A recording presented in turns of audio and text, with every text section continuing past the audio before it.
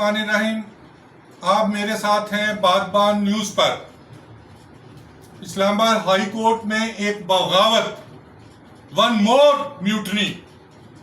Justice समन ने chief justice के खिलाफ हाई कोर्ट की, सुप्रीम कोर्ट की जो सीनियर लॉयर हैं इमाम नजारी का केस सुना, क्योंकि उनका कहना था कि मुझे हरासा किया गया।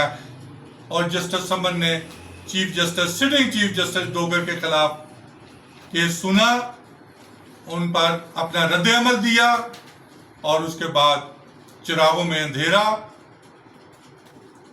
जस्टिस समन को अख्तियारात उनके वापस ले लिए गए हैं और उनके साथ क्या होगा, एक नई मूवमेंट जो वकला की है वो मैं देख रहा हूं, जो मैंने 2007 में देखी थी।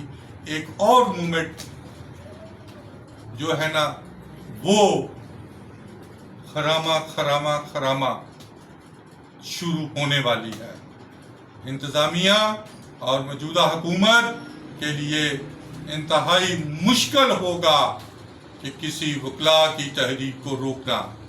इन्हीं अल्फाज के साथ आप हमारे बागबान यूट्यूब, बागबान टीवी और डेली पोस्ट इंटरनेशनल की ताज़ा तरीन खबरों को सुनते, पढ़ते और देखते रहें।